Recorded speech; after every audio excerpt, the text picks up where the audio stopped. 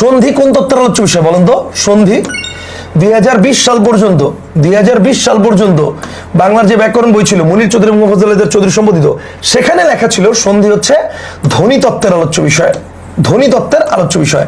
আর আগের বইতে, সরি নতুন বইতে 2021 সালের পরে এটা লেখা আছে সন্ধি হচ্ছে শব্দ তত্ত্বের আলোচ্য বিষয়। তাহলে এখন কথা হচ্ছে ভাই আমরা আসলে কোনটা ফলো করব? আর আপনি বলেন সন্ধি কোন তত্ত্বের আলোচ্য বিষয়? 100% ধ্বনি তত্ত্বের আলোচ্য বিষয় দাগাবেন। তাহলে এই ক্ষেত্রে আমি কেন পুরান বই দাগাচ্ছি, কেন নতুন বই অনুসারে দাগাচ্ছি না? কথা কি বুঝতে পারছেন?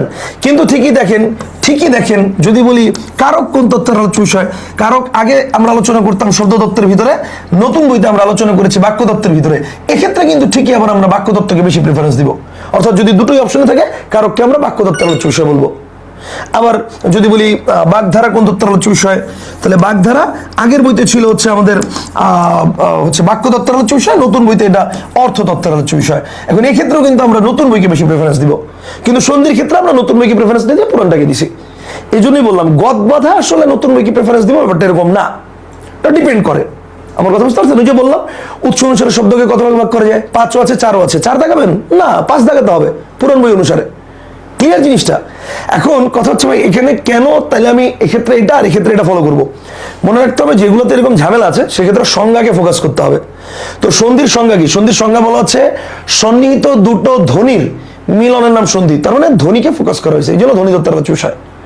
আবার কারকের সংজ্ঞা কি? বাক্যস্থিত ক্রিয়াপদের সঙ্গে নামপদের যে সম্পর্ক, তার মানে বাক্য লাগবে, শুধু একটা ওয়ার্ড দিয়ে কখনো কারক হবে না। ধরেন আমি বললাম কলম কোন কারক, এটা হয়?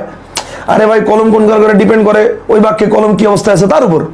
ধরেন আমি যদি বলি আমি দোকান থেকে কলম কিনেছি, তাহলে কলম কর্মকারক। আমি যদি বলি কলম থেকে কালি বের হয়, তাহলে কলম অবদান কারক। যদি বলি কলমে কালি আছে, তাহলে কলম অধিকরণ কারক। যদি বলি আমি কলম দিয়ে লিখি, তখন কলম করণ কারক। যদি বলি কলমটা ভালো সার্ভিস দিচ্ছে, তখন কলম কর্তৃকারক। তাহলে কলম কোন কারক এটা তো শুধু বললে হবে না, বাক্য লাগবে। তাহলে এই জন্য কারক কোন তত্ত্বের আলোচ্য বিষয়? বাক্য তত্ত্ব। বাগধারার ক্ষেত্রে সেম। আপনি বলেন বাগধারাকে সংজ্ঞার ক্ষেত্রে কি আমরা বাক্য রিলেটেড কিছু প্রকাশ করি, নাকি বাগধারার মধ্যে লুকায়িত একটা অর্থ থাকে সেটাকে আমরা প্রকাশ করি? তাহলে এটা কোন তত্ত্বের আলোচ্য বিষয়? অর্থ তত্ত্ব। বেসিক্যালি আমাদের উদ্দেশ্য ছিল হচ্ছে আপনাদেরকে কি পড়বেন, কিভাবে পড়বেন, এই বিষয়গুলো আপনাদেরকে একটু জানানো।